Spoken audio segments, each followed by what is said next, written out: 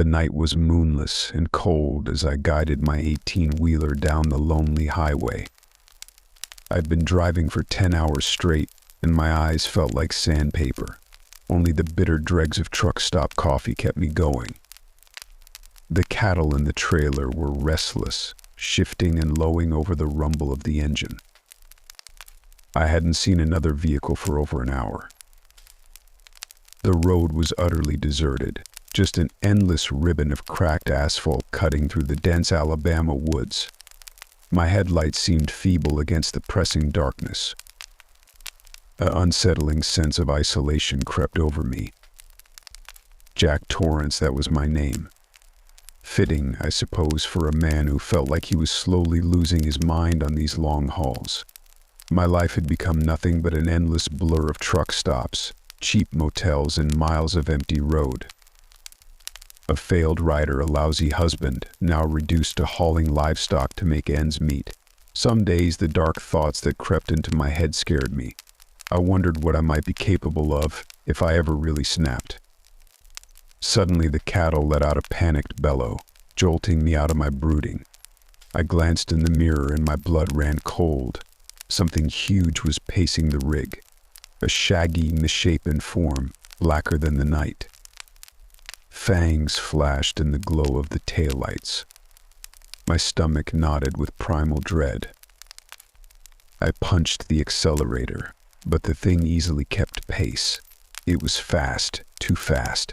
I could hear its ragged panting, see its eyes shining with feral hunger. A chilling howl split the air and made my skin crawl. Dear God, what was this thing? The creature lunged and landed heavily on the trailer. The cab shook with the impact. Claws screeched against metal as it clambered towards me. The cattle were frantic now, the reek of their fear mingling with the stench of the beast. In the mirror, I saw it tear into the flimsy trailer walls like paper. I was trapped, alone in the dark with the monster.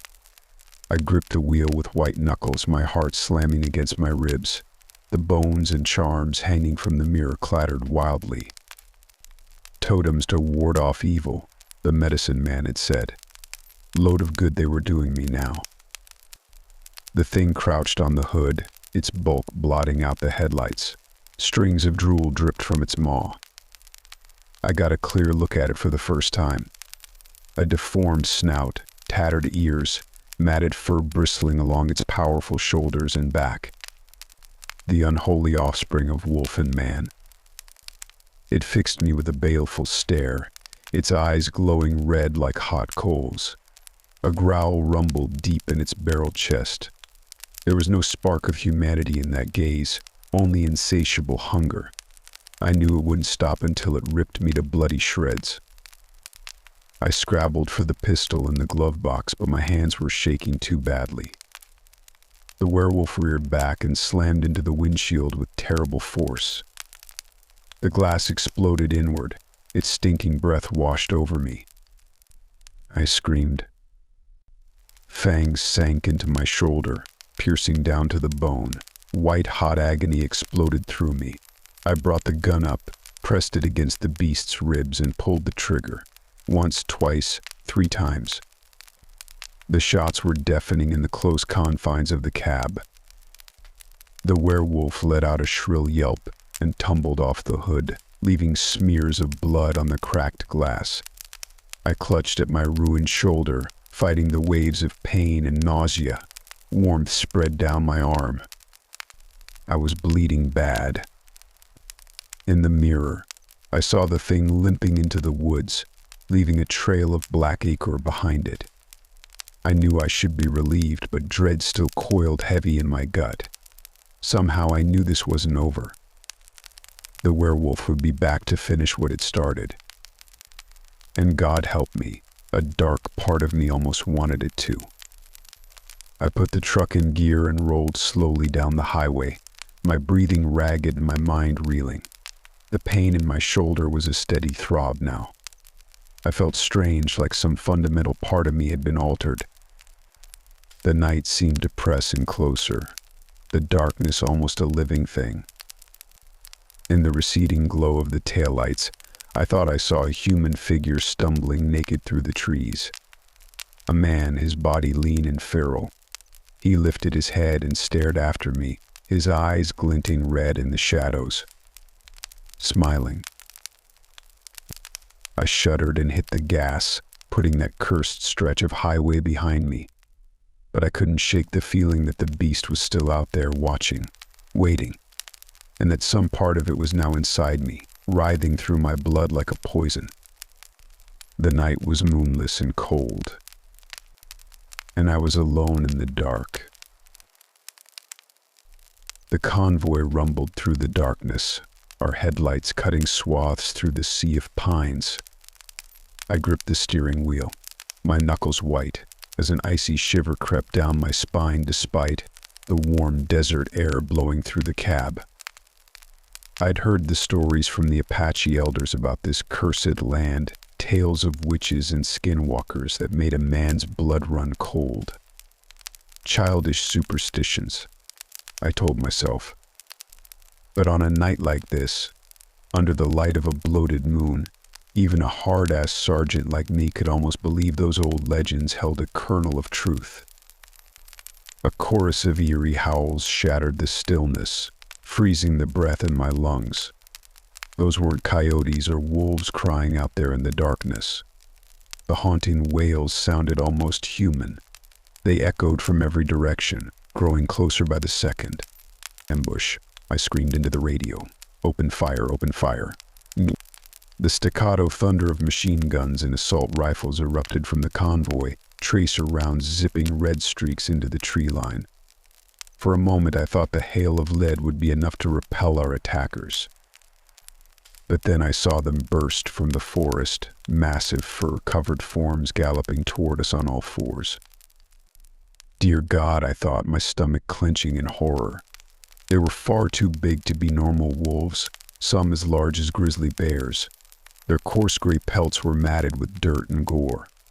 Amber eyes blazed with feral hunger above snouts lined with dagger-like fangs.